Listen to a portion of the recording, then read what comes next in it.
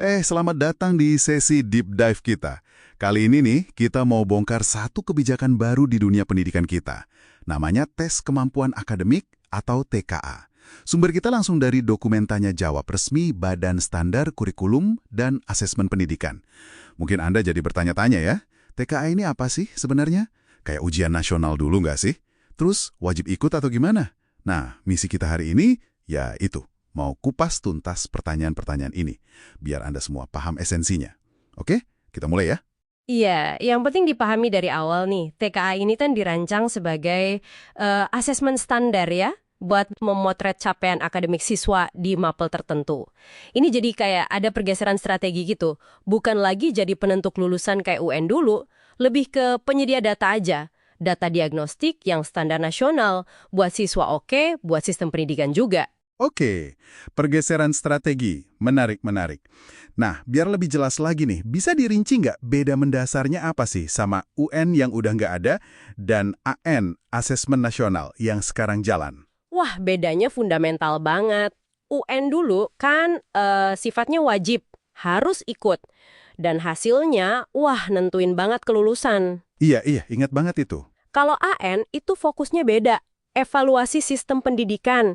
Jadi hasilnya itu rapor mutu sekolah, rapor mutu daerah, bukan nilai per siswa gitu. Oke. Jadi buat sekolahnya ya, bukan buat muridnya langsung. Betul. Nah, TKA ini uniknya di sini, sifatnya tidak wajib buat siswa. Nah, itu dia. Tidak wajib. Iya, tiap peserta nanti dapat laporan hasil individu. Ada nilainya buat dia sendiri. Tapi yang krusial nih, hasilnya itu nggak mempengaruhi kelulusan dia dari sekolah. Oke, clear. Tidak wajib, hasil individu, tapi nggak nentuin kelulusan dari sekolah. Penting nih dicatat. Kalau gitu, siapa aja nih target pesertanya? Yang bisa atau mungkin diharapkan ikut tes ini? Luas nggak cakupannya? Kesempatannya sih terbuka ya, buat semua murid di kelas akhir. SD, MI, SMP, MTS, SMA, MA, sampai SMK, MAK. Ini termasuk yang jalur formal, non-formal juga bisa, kayak paket A, B, C. Bahkan yang informal kayak sekolah rumah. Oh, luas juga ya berarti. Iya, syaratnya cuma terdaftar di data pokok pendidikan kementerian, Dapodik gitu, dan punya NISN yang valid. NISN ya, nomor induk siswa nasional itu? Betul. Murid berkebutuhan khusus juga bisa ikut kok, kecuali ya yang memang ada hambatan intelektual. Oke. Nah, balik lagi ke sifatnya yang nggak wajib tadi. Kalau gitu, ada konsekuensi nggak? Atau mungkin rugi gitu, kalau seorang siswa pilih buat nggak ikut TKA? Buat lulus dari sekolah sih sama sekali nggak ada konsekuensi negatif. Ya tetap bisa lulus aja. Aman berarti ya kalau soal kelulusan? Aman. Tapi ya ini jadi keputusan strategis. Karena hasil TKA yang standar nasional ini bisa jadi pertimbangan penting nanti pas seleksi ke jenjang berikutnya. Contoh paling jelas ya buat SNBP masuk PTN. Seleksi nasional berdasarkan prestasi itu kan? Iya, jalur rapot itu ya? Nah, itu hasil TKA disepakati jadi semacam validator nilai rapot. Biar nilai rapor antar sekolah itu lebih bisa dibandingin gitu pas seleksi. Lebih fair lah. Jadi penyeimbang gitu ya? Oke. Bisa jadi juga mungkin nanti dunia kerja ada yang lirik juga hasil TKA ini. Jadi ya, kalau nggak ikut, berarti kehilangan potensi nilai tambah dari data capaian yang standar ini. Jadi bukan cuma soal lulus sekolah, tapi lebih ke peluang ke depannya? Iya, betul. Oke. Selain jadi nilai tambah buat seleksi, ada tujuan lain yang lebih luas nggak sih diadakannya TKA ini? Ada dong, selain tadi ngasih laporan capaian individu yang objektif ya kan, bisa jadi penyeimbang nilai sekolah yang mungkin variasinya tinggi antar sekolah. Iya, seringkali gitu kan. Nah, TKA ini juga punya tujuan sistemik. Hasilnya nanti kalau dikumpulin, diagregat, bisa buat memetakan mutu pendidikan kita secara nasional. Jadi input buat kebijakan, buat perbaikan mutu. Harapannya juga ya sekolah jadi terdorong buat terus perbaiki cara ngajar sama cara nilainya. Jadi manfaatnya berlapis ya, buat siswa, buat sistem, buat sekolah juga. Kurang lebih gitu. Jadi datanya bisa ditindaklanjuti di banyak level. Baik. Kita udah paham nih tujuan sama manfaatnya. Sekarang coba kita masuk ke detail tesnya. Apa aja yang diuji? Terus format soalnya gimana? Apa mirip AN yang fokus literasi numerasi itu? Beda nih sama AN. Kalau TKA untuk SD, MI, sama SMP, MTS, itu mapelnya bahasa Indonesia dan matematika. Oke, 2 mapel inti ya? Iya.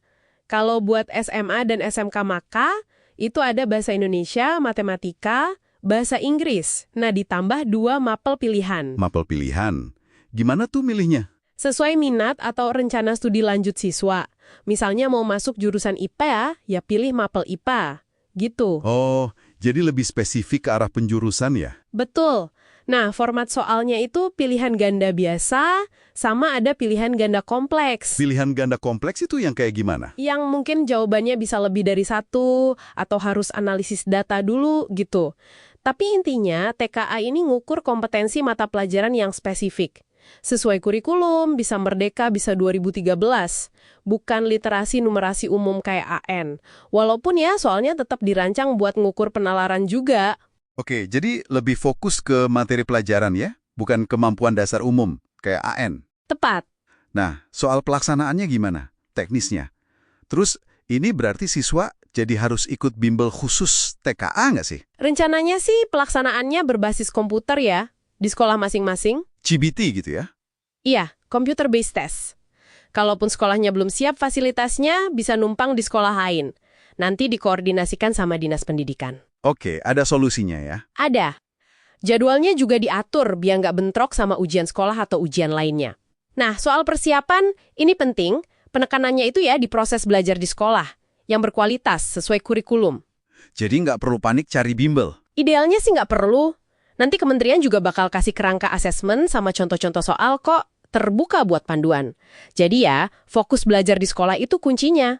Sip, sip. Nah, abis tes, selesai nih. Hasilnya nanti bentuknya apa? Terus kegunaan resminya buat apa aja? Hasilnya nanti bentuknya sertifikat digital, diterbitin sama Kemendikdasmen. Digital ya? Bisa diakses online gitu? Iya, bisa diakses siswa, orang tua, sekolah juga bisa bantu cetak kalau perlu. Yang penting dicatat lagi nih, nilai TKA itu nggak akan masuk di ijazah. Oh, nggak masuk ijazah? Oke.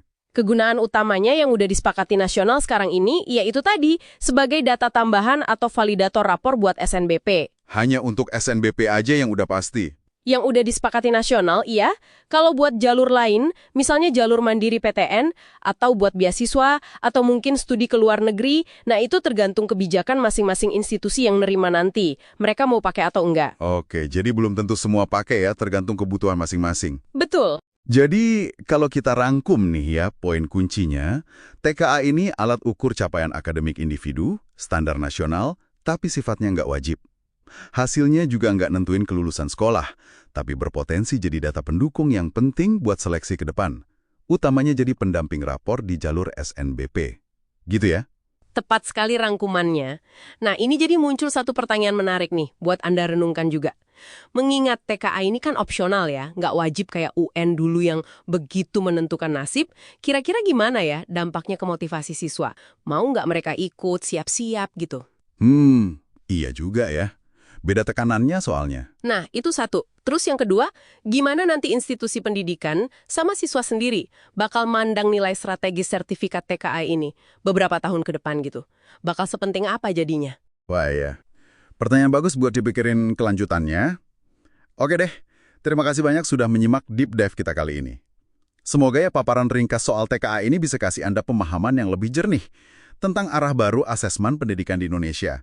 Sampai jumpa di sesi berikutnya.